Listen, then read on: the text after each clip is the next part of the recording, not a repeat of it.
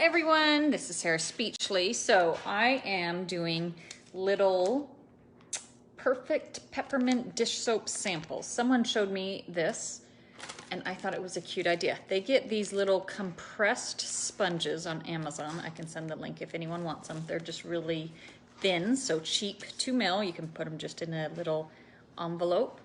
And then I'll show you what I've been doing.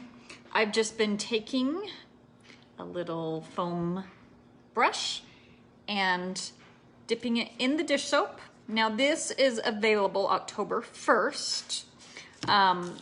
When we got the SFR kits back in May, we were able to get one early. So I thought, good way to do samples. If not, wait till October and order them.